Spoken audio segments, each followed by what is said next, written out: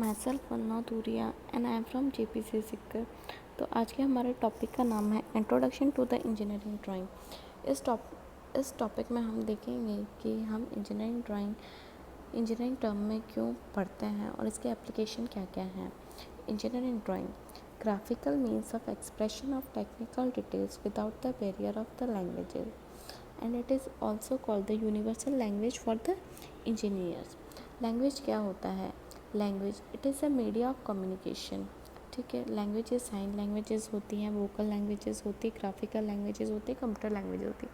सब लैंग्वेजेस के अपने अपने कॉन्सेप्ट प्रूव होते हैं। तो जैसे इन सब लैंग्वेजेस के अपने अपने लिमिटेशंस भी होते हैं। जैसे साइन लैंग्वेज के लिमिटेशन होता है कि कम्युनिकेटर और रिसीवर को एक ही जगह प्रेजेंट होना ज़रूरी होता है और इन्फॉर्मेशन और फीलिंग्स अच्छे से कन्वे नहीं होती है, तो इस वजह से मिसअंडरस्टैंडिंग के भी चांसेस रहते हैं। तो और जैसे वोकल लैंग्वेजेस की क्या लिमिटेशंस होती हैं कि जो written language can also be misunderstood as each and every word gives more than one meaning. हर एक मीनिंग वर्ड का अलग अलग मीनिंग भी होता है, तो इस वजह से मिसअंडरस्टैंडिंग भी क्रिएट हो सकती है। और स्पीकर और लिसनर का वही लैंग्वेज जानना, उस लैंग्वेज का नॉलेज होना ज़रूरी है। ठीक है, कंप्यूटर लैंग्वेजेस के क्या लिमिटेशंस होते हैं कि ये सिर्फ कंप्यूटर प्रोग्रामर्स के द्वारा ही यूज़ड होती हैं और इसको जनरल कम्युनिकेशन के लिए यूज़ नहीं किया जा सकता है। वैसे ही ग्राफिकल लैंग्वेजेस के क्या क्या लिमिटेशंस होते हैं? Information feelings can be conveyed effectively but there are chances for imagination.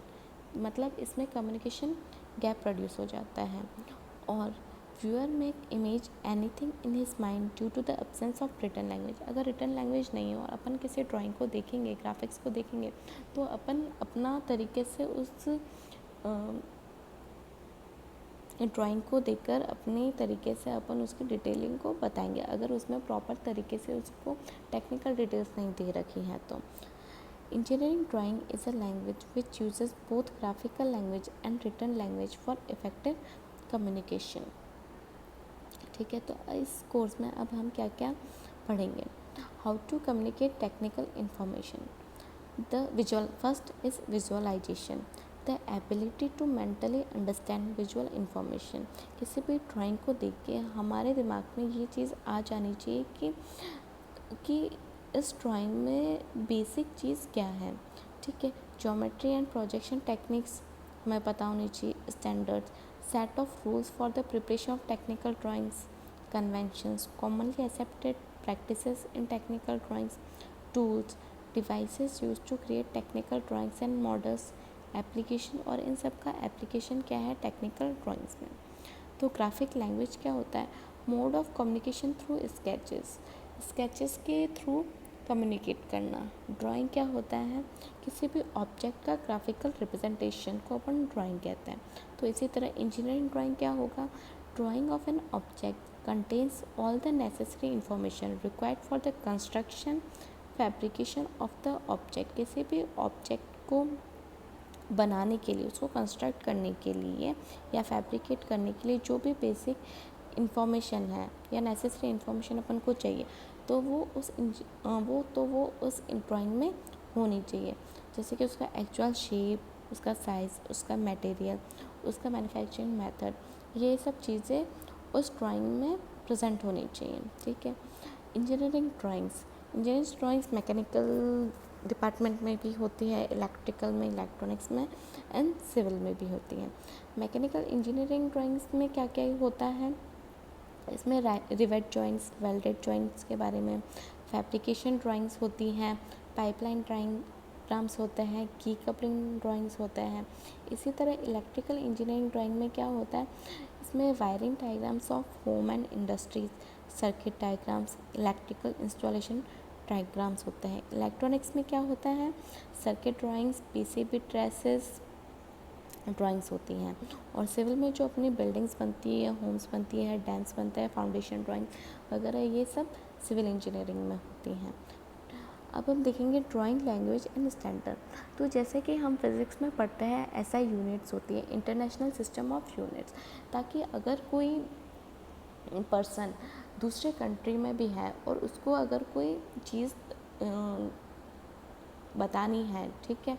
एक स्टैंडर्ड होता है हर चीज़ का, वो जो यूनिवर्सल माना जाता है वो हर कंट्री में उसको माना जाता है। ऐसा ही जैसे फिज़िक्स में ऐसा यूनिट्स होती हैं, और केमिस्ट्री में IUPAC नेम्स, जैसे अपन किसी भी कंपाउंड का IUPAC नेम देते हैं, उसी तरह अपनी इंजीनियरिंग ड्राइंग्स में भी स्टैंडर्ड्स दिए हुए होते हैं, कुछ रूल्स होते हैं, सेट ऑफ रूल्स होते हैं। तो ये किसके द्वारा बनाए गए होते हैं? ये कुछ इंस्टीट्यूशंस होती हैं और गवर्निंग एजेंसीज़ होती है, उनके द्वारा सेट ऑफ रूल्स बनाए हुए रहते हैं। उनके द्वारा हर चीज़ की डिटेल के उनको किसी भी डिटेल को कौन से डायग्राम से बताना है, तो ये सब चीज़ें उसमें मेंशन होता है। तो जैसे कि है BSI British Standards Institute, ASME American Society of Automotive Engineers, ANSI, DIN and ISO International Standards Organization. अपने इंडिया में जो ISO है वो जिनेवा में सिचुएटेड है। तो जो ISO ने जो सेट ऑफ रूल्स बना रखे हैं, तो अपनी इंडिया ने वही सेट ऑफ रूल्स को एक्सेप्ट करके और थोड़ा सा उसको मॉडिफाई करके कुछ रूल्स एंड रेगुलेशंस बना रखे इंजीनियरिंग ड्राइंग के लिए। तो वो है IS 696 1972 एंड 10714 1983 IS। ये दो IS बुकलेट्स हैं, तो इनके अकॉर्डिंग अपनी इंजीनियरिंग ड्राइंग्स बनाई जाती हैं। ये now aim of the aim of the engineering drawing, इनका एम क्या है?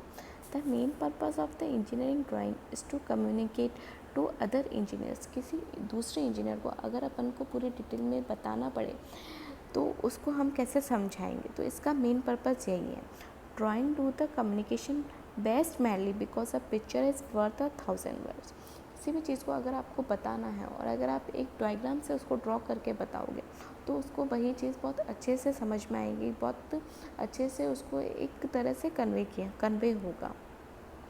Giving all the information needed to make the product and being accurate in that information is the main goal. अपना main गोल ये है कि जो भी ड्राइंग से जो इन्फॉर्मेशन मिल रही है वो अगले तक कम्युनिकेट हो जाए, वो अगले रिसीवर को वो सारी डिटेलिंग मिल जाए। Now types of drawings and views. Now sketching generally refers to free hand. जो फ्री हैंड ड्राइंग करते हैं अपन उसको स्केचिंग कहते हैं। Drawing term usually means using instrument और ड्राइंग। अपन किसी इंस्ट्रूमेंट की हेल्प से अगर किसी चीज़ को ड्रॉ करते हैं तो उसको ड्राइंग कहते हैं। ये अगर कंप्यूटर की हेल्प से करें तो इसको ऑटोकैड भी बोल सकते हैं, ठीक है। ड्राइंग लिस्ट होती है जिसमें लिस्ट ऑफ क्रॉस रेफरेंसेस होते हैं। असेंबली ड्राइंग होती है, तो उसमें क्या होता है कि individual parts, this shows how an individual parts are combine. Individual parts को कैसे कंबाइन किया जाता है, ठीक है। तो उसको बताने के लिए असेंबली ड्राइंग होती है। Arrangement drawing, this type of drawing shows finished arrangement of assembly. जो फिनिश अरेंजमेंट होता है असेंबली, मतलब अलग अलग अगर किसी मशीन में अलग अलग पार्ट्स दिए हुए हैं तो उसको अपन किस तरह से कनेक्ट करेंगे, उसको किस तरह से अरेंज करेंगे, तो वो हो जाएगी अरेंजमेंट ड्राइंग। डिटेल ड्राइंग, तो इसमें हर एक बेसिक इन्फॉर्मेशन पता होगा उस ड्राइंग के बारे में, तो वो हो गया अपनी detail drawing. Now the engineering drawing requirements. क्या क्या रिक्वायरमेंट्स होती है कि जो अपनी ड्राइंग होनी चाहिए वो अनएम्बिगिटी एंड क्लैरिटी होनी चाहिए, मतलब उसमें कोई काट छीट नहीं होनी चाहिए और वो एकदम साफ़ होनी चाहिए। और सेकंड, कंप्लीटनेस। जो अपन ड्राइंग बना रहे हैं वो अपनी तरह में पूरी कंप्लीट होनी चाहिए। अगर किसी को अपन अपनी ड्राइंग पढ़ने को दें, देखने को दें, तो उससे वो चीज़ें समझ में आ जानी चाहिए जो अपन अपनी ड्राइंग में बताना चाह रहे हैं, तो वो एक तरह से वो कंप्लीट होनी चाहिए। सूटेबिलिटी फॉर डुप्लीकेशन, कि वो अपनी ड्राइंग इतनी अच्छी तरह से बनी होनी चाहिए कि अगर अपन इसको माइक्रो कॉपीड भी करें तो उसकी क्वालिटी कम नहीं होनी चाहिए। लैंग्वेज इंडिपेंडेंट होनी चाहिए। The drawing must be language और words independent and should only be used in the title block. Words should be replaced by symbols. पूरी शीट में आपको वर्ड्स मिनिमम से मिनिमम यूज़ करने हैं और word should be replace by, जहाँ पे अगर सिम्बल्स दे रखे हो किसी पर्टिकुलर चीज़ के तो अपन को वहाँ पे सिर्फ सिम्बल्स यूज़ करने हैं, वर्ड्स को रिप्रेजेंट नहीं करना है। Conformity to standards.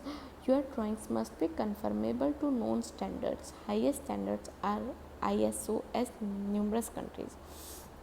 तो उसी तरह जो स्टैंडर्ड्स बनाए गए हैं तो अपन को ये ध्यान में रखना है कि अपनी ड्राइंग में सारे जो सेट ऑफ रूल्स हैं IS के बनाए हुए वो अपन को फॉलो करने हैं।